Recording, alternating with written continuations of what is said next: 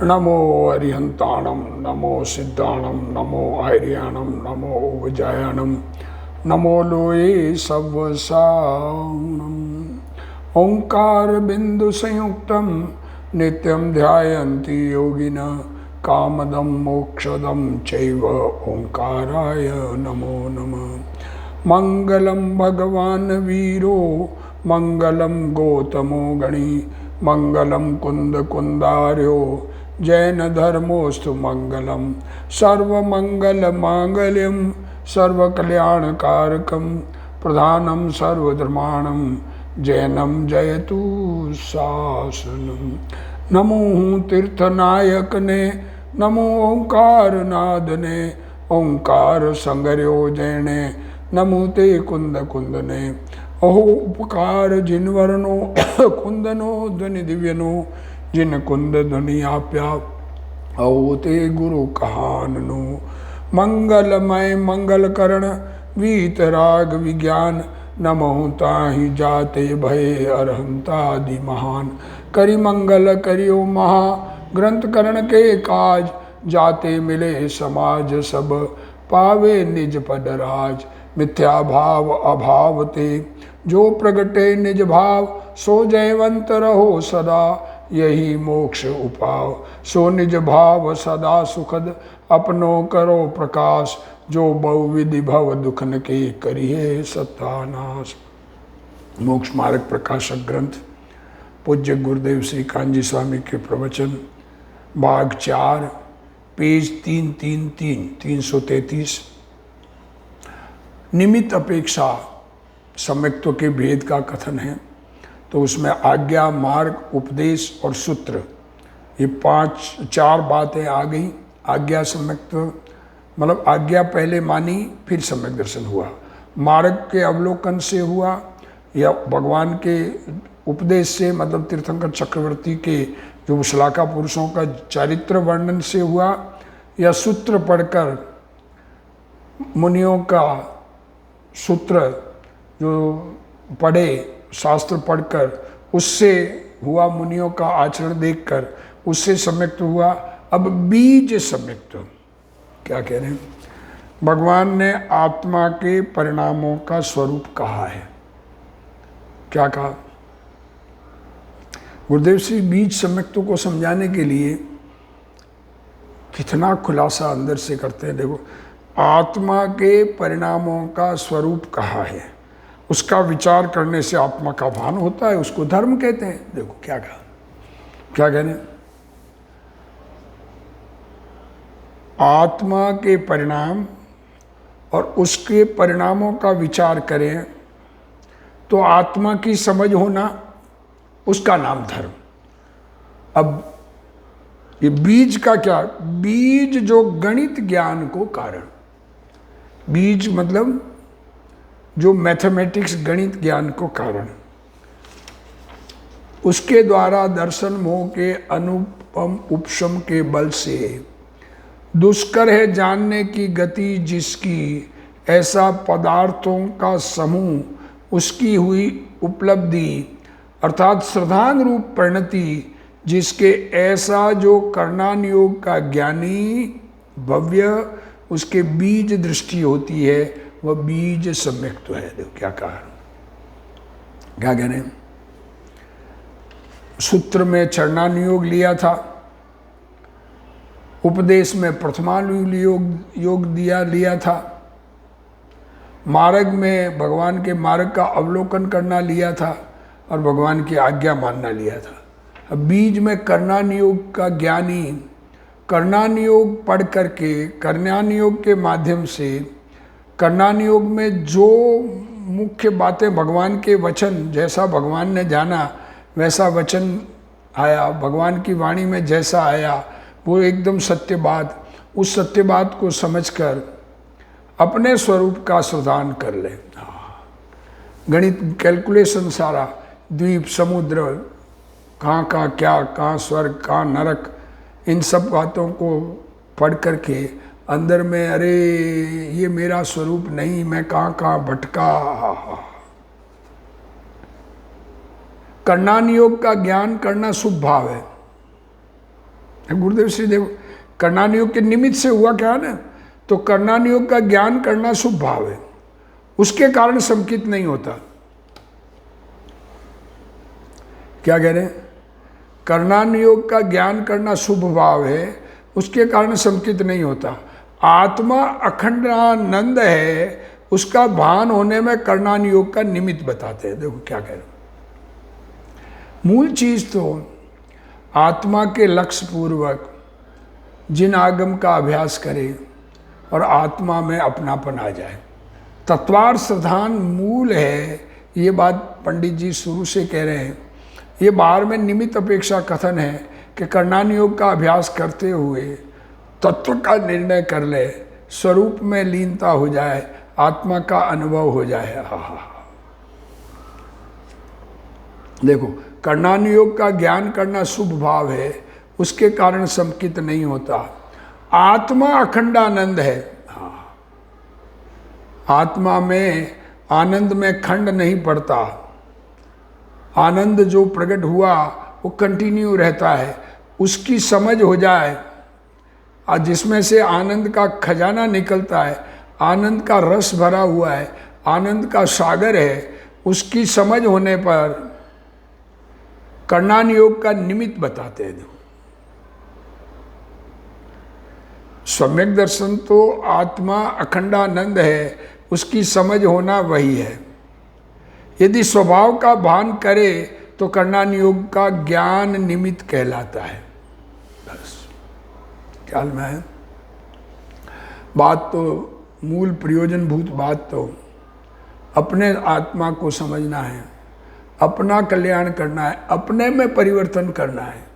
बाहर के किसी परिवर्तन, शरीर के परिवर्तन से, स्त्री पुत्रादि के परिवर्तन से, साथ रहे या दूर रहे, धंधा व्यापार के परिवर्तन से, उससे नहीं होना। आत्मा में परिवर्तन हो। आत्मा अनादि से झूठी मान्यता में जी रहा है। मोह महामद पियो अनादि, भूल आपको भरमतवादी। ये अपने आप को मोह महामद अनादि का पिया हुआ है और अपने आप को भूला हुआ है, और वो अपने भूल दूर हो जाए और करणान योग पढ़ रहा हो, करणान योग का अध्ययन कर रहा हो, तो करणान योग को निमित्त कहलाता है। करणान योग में ही अटक जाए, करणान योग की गणित के कैलकुलेशन में उसी में बुद्धि लगी रहे, उसमें ये होता है, उसमें ये होता है, इतने सागर का ये है, इतना सागर का ये आयु है, इतना ये काल है, इतना ये जम्बूद्वीप 1 लाख योजन ऊंचा है, अरे 1 लाख योजन व्यास का है, मेरू पर्वत 1 लाख योजन ऊंचा है। ऐसे ऐसे सब कैलकुलेशन में बैठ जाए, इसका कैलकुलेशन इतना, पाई आर का कैलकुलेशन इतना, क्या क्या जगत में है, दुनिया में, नरक में इतना, नरक में इतने बिल, उसी गणित में लग जाए और आत्मा को न समझे,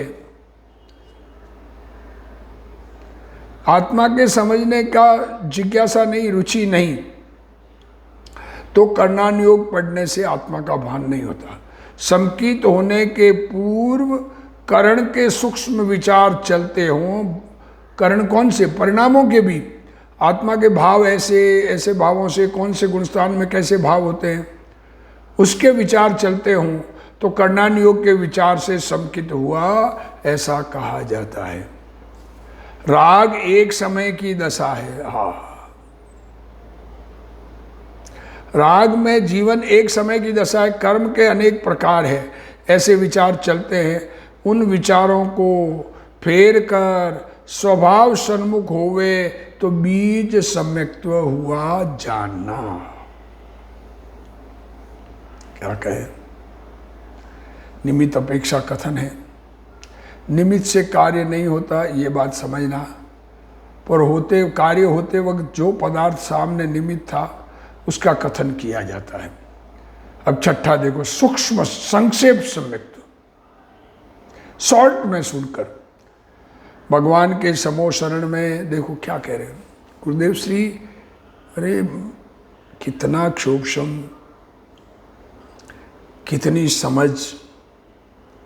अरे अपने स्वरूप को समझे हुए, निरंतर स्वरूप लीनता के प्रयत्न में लगे हुए, भावी के तीर्थंकर, भविष्य में तीर्थंकर होने वाले ऐसे गुरुदेव श्री, देखो कैसा शॉर्ट संक्षिप्त समर्थों का व्याख्यान करते हुए कैसे कह रहे हैं, हाथी तिर्यंच। अब तिर्यंच क्या शास्त्रों का विस्तार समझेगा। हाथी, चकवा, मेंढक आदि को आत्मा का भान होता है, उनको विशेष ज्ञान नहीं होता। देखो जैसा कि जैसे अभी मनुष्य में भी किसी को ज्ञान का क्षोभशम कम हो, पर आत्मा की रुचि हो तो आत्मा मिलेगा। मेन चीज जिसकी रुचि हो और वो न प्राप्त हो, ऐसा संभव नहीं है। रुचि मतलब आत्मा की रुचि, सॉरी गलत बोला, आत्मा की रुचि हो और आत्मा न प्राप्त हो, यह संभव नहीं है। पर द्रव्य की तो रुचि हो तो प्राप्ति होती है पुण्य से, पर आत्मा की प्राप्ति पुरुषार्थ से होती है। उनको विशेष ज्ञान नहीं होता, परंतु आत्मा का भान होता है। ये शरीर आदि हम नहीं हैं।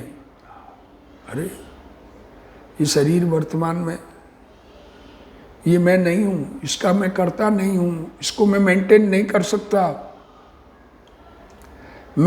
हम तो ज्ञान स्वरूप है, मैं तो ज्ञान स्वरूप हूं। सब जीव ये समझे। कम क्षोभशम हो या अधिक क्षोभशम हो, समझना तो ये है, ऐसा भान होने को संकित कहते हैं। ताकि किसी को बहुत ज्ञान हो, अब क्षोभशम बहुत हो, 11 अंग 9 पूर्व का ज्ञान हो जाए और आत्मा नहीं समझते, ऐसे जीव भी होते हैं। परंतु आत्मश्रद्धा नहीं करे तो उसे सम्यक्त्व नहीं कहलाता। यहाँ मूल मुद्दे की बात चलती है। मूल मुद्दा है शरीर, मन, वाणी आदि अजीव है। ये शरीर अजीव है, मन अजीव है, वाणी अजीव है, उनके द्रव्य गुण पर्याय अजीव है, उनकी अवस्था अजीव से होती है। शरीर के सब कार्य आत्मा से नहीं होते हैं। पुण्य पाप विकार है, वह मेरा स्वरूप नहीं है। मैं ज्ञान स्वरूप हूँ, ऐसा निर्णय करने पर सम्यक दर्शन रूप मूल मुद्दे की रकम हाथ आती है। ये पुण्य पाप आत्मा में विकार मतलब बीमारी, दुखदाई भाव आत्मा को, और वो मेरा स्वरूप ही नहीं है। मैं तो ज्ञान का पुतला हूं, ऐसा निर्णय करे तो सम्यक दर्शन रूप मूल मुद्दे की रकम हाथ में आती है। जीव दया पालन यात्रा आदि के लिए तो हाँ करता है, जीवों की दया पालने के लिए, पंछियों के लिए पानी, गायों के लिए चारा, ऐसा जीव दया का विचार करना, दूसरे जीवों की रक्षा का भाव करना, और तीर्थ यात्रा आदि जाना, उसकी बात करें तो हाँ हाँ करना है। परंतु यह तो पर तरफ का झुकाव है। अरे सोनगढ़ जाके बैठना है या समेत शिखर जाके बैठना है, यह तो पर तरफ का झुकाव है, राग है। राग रहित ज्ञानानंद स्वभाव की प्रतीति करना संकित है। इस मुद्दे की रकम की हाँ नहीं करे तो 84 के अवतार से छुटकारा नहीं होता। आत्मा आनंद कंद है, आत्मा आनंद कंद है, पुण्य पाप विकार है, अजीव आदि पर है। देखो आत्मा आनंद कंद है, ज्ञानानंद, मैं ज्ञानानंद स्वभावी हूं, और पुण्य पाप आत्मा में बीमारी है, और शरीर आदि ये अजीव है, ये पर है। शरीर, मकान, दुकान, धंधा, व्यापार, भगवान, गुरु, ऐसा थोड़ा ज्ञान होना सम्यक्त्व का कारण नहीं है। इतना ज्ञान होना, इतना क्षोभशम में याद होना, ये सम्यक्त्व का कारण नहीं है। परंतु स्वभाव के सन्मुख लक्ष्य करके सम्यक दर्शन प्रकट करे तो थोड़े जान पड़े को निमित्त कहते हैं। ये बात सुनकर आत्मसन्मुख परिणति हो जाए तो इस संक्षेप जान पाने को निमित्त कहते हैं। आत्मा ज्ञानानंद है, वह पर और राग का कर्ता नहीं है। अरे समझे तो सही, आत्मा ज्ञान का पुतला चैतन्य भगवान ये पर और राग का कर्ता नहीं है, ऐसी सम्यक दृष्टि हुई, इसलिए भली संक्षेप दृष्टि कही है। थोड़ा ज्ञान होने पर भी जिसने आत्मा का कार्य किया, बस अरे क्षोभशम, बहुत की जरूरत नहीं है, धर्म के लिए बहुत याददाश्त की जरूरत नहीं है, बहुत विद्वता की जरूरत नहीं है, बहुत लोगों को समझाने की जरूरत नहीं है, अपना काम करने की जरूरत है, अपना भ्रम दूर करने की जरूरत है। ज्ञान का क्षोभशम कम हो पर अपना कार्य किया है, वह ज्ञानी है। दया दानादि के कार्य करने पर भी आत्मा का भान नहीं करे तो मिथ्या दृष्टि रहता है। दया करे, दान करे, तप करे, व्रत करे, भक्ति करे, पूजा आदि करे, अरे मंदिर दर्शन किए बिना अन्न का एक दाना न ले, पानी न पिए, इतनी त्याग की वृत्ति हो, पर आत्मा को न समझे तो मिथ्या दृष्टि रहता है। मूल प्रयोजन तो आत्मा समझना है। आत्मा स्वरूप आत्म अनात्म के ज्ञानहीन, जे जे करणी तन करण चीन, ते सब मिथ्या चारित्र त्याग, अब आत्म के हित पंथ लाग।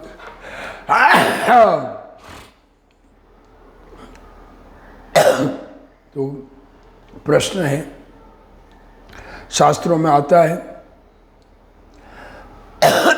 काल लब्धि पकती है तब कार्य होता है। तो प्रश्न है कि काल लब्धि नहीं पके तो क्या करें? गुरुदेव श्री कितना बढ़िया उत्तर दे रहे हैं। संसार में धन कमाने के लिए तुरंत विदेश जाता है। धन कमाने के लिए तुम्हें कितनी रुचि है धन कमाने की? फॉरेन जाते हो, फॉरेन से कमा के लाएंगे, वहाँ काल लब्धि की राह नहीं देखता। जब पुण्य होगा, काल लब्धि आएगी तब धन आएगा, ऐसा नहीं सोचता। इसी प्रकार आत्मा में पुरुषार्थ करे तब काल लब्धि पकती है। अज्ञानी पर के ऊपर दोष डालता है, अपना दोष देखता ही नहीं है, अपनी भूल नहीं देखता, अपनी रुचि नहीं देखता। अपनी रुचि जगत सन्मुख है, दुनिया के सन्मुख है, और दुनिया के पदार्थ पुण्य से मिलते हैं, ये बात पहले कही। आत्मा की रुचि होगी, आत्म सन्मुखता का प्रयत्न होगा तो आत्मा मिलेगा, क्योंकि वहाँ पुरुषार्थ लागू होता है, पुण्य नहीं। हमारे भाग्य में धर्म लिख, और उसमें धर्म के मामले में कहता है कि भाग्य में, हमारे भाग्य में धर्म लिखा है इसलिए नहीं होता है, ऐसा कहता है। देखो, धर्म नहीं लिखा है, सॉरी, हमारे भाग्य में धर्म नहीं लिखा है इसलिए नहीं होता है, ऐसा कहता है। पैसा इत्यादि मिलना तो भाग्य के आधार से है। धन दौलत इज्जत वैभव ये तो पुण्य से होता है, परंतु धर्म तो आत्मा के पुरुषार्थ से होता है। तथापि धर्म जो कि पुरुषार्थ से होता है उसको अज्ञानी कर्म से होना कहता है, और धनादि कर्म से मिलते हैं उन्हें पुरुषार्थ से मिलना कहता है। देखो कितनी उल्टी हमारी सोच है। आत्मा का धर्म, आत्मा का कार्य, उसमें पुरुषार्थ लागू होता है, और जगत के कार्यों में पुण्य लागू होता है। धनादि मिलना, इज्जत मिलना, लोग पूछना, लोग सुनने आना, लोग हमारी बात कहने पर समझना, हमारा लोगों को विश्वास आना, ये वो पुण्य से है। दुनिया में इज्जत आदि होना ये सब पुण्य से है, और उसको तो मानता है मेहनत से, और जो काम मेहनत से होता है उसको मानता है होना होगा तब होगा। उन्हें पुरुषार्थ से मिलना कहते हैं। इस प्रकार दोनों में विपरीतता है। यहाँ संक्षेप व ज्ञान वाले को संक्षेप सम्यक तो जानना, कम ज्ञान का क्षोभशम कम है, उसके शॉर्ट में हुआ है, थोड़ा सा जानने पर ही सम्यक दर्शन हुआ है, तो उसको संक्षेप सम्यक्त्व कहा है। सम्यक्त्व को संक्षेप नहीं जानना। सम्यक्त्व कोई क्या कह रहे,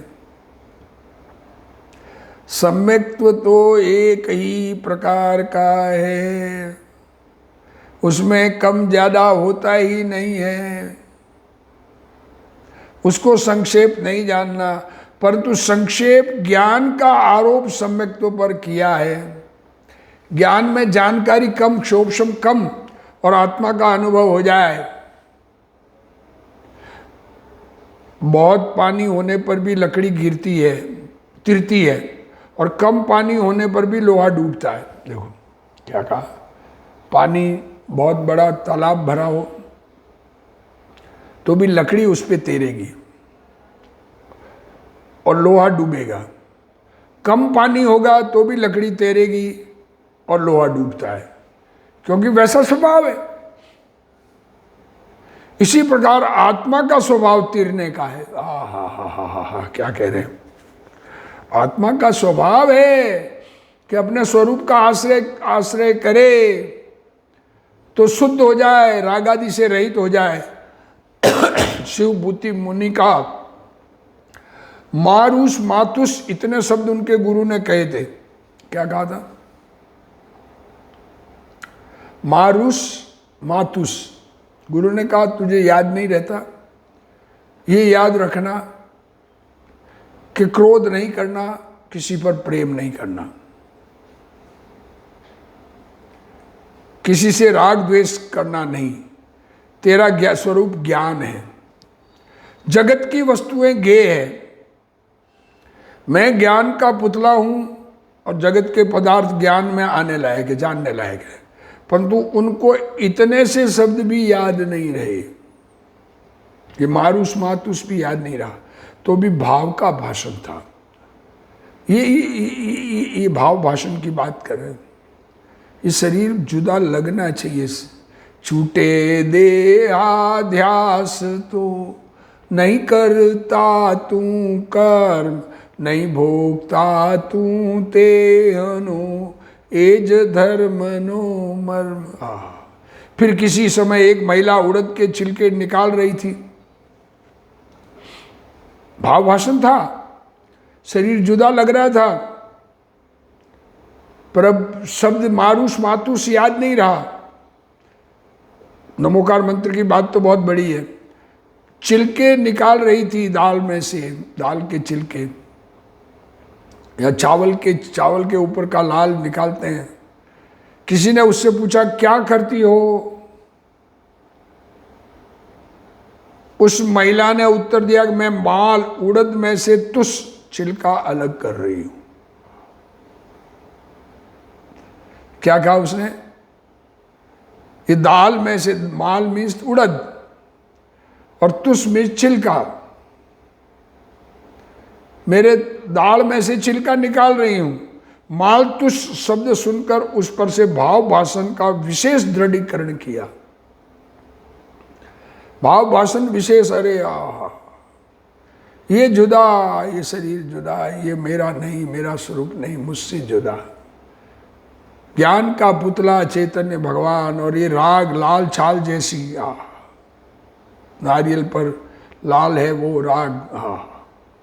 आत्मा उड़द की दाल के समान और विकार छिलके के समान है। क्या कहा?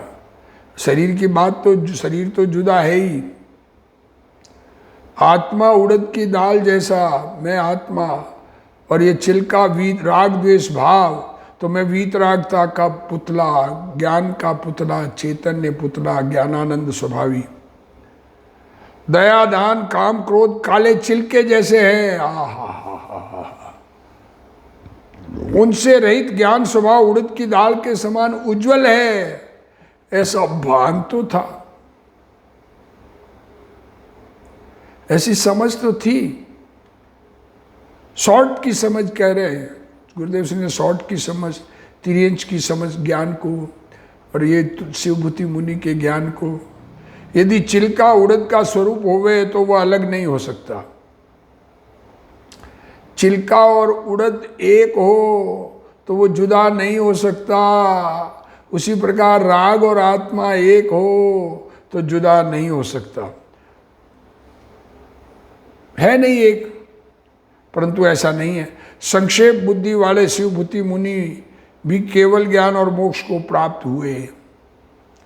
यदि सम्यक्त्व में थोड़ा ज्ञान निमित्त हुए तो उस सम्यक्त्व को संक्षेप सम्यक्त्व कहते हैं। सम्यक्त्व कोई संक्षेप नहीं है, छोटा नहीं है।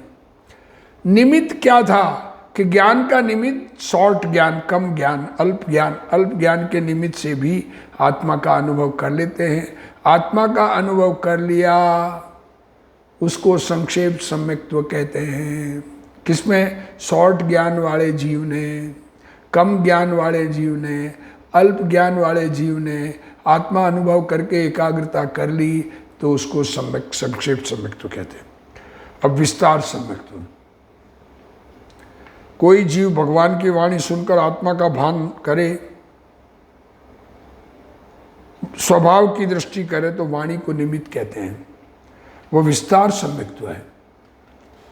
संकित में विस्तार नहीं है, कुछ सम्यक्त्व तो एक ही प्रकार का। ये बात बहुत ध्यान, अपने आत्मा में श्रद्धा गुण का परिणमन निर्मल हो जाना, जैसी श्रद्धा होनी चाहिए, जहाँ अपनापन होना चाहिए, जैसा पदार्थों का स्वरूप है वैसा सच्चा फीलिंग में आना चाहिए, उसका नाम सम्यक्त्व है।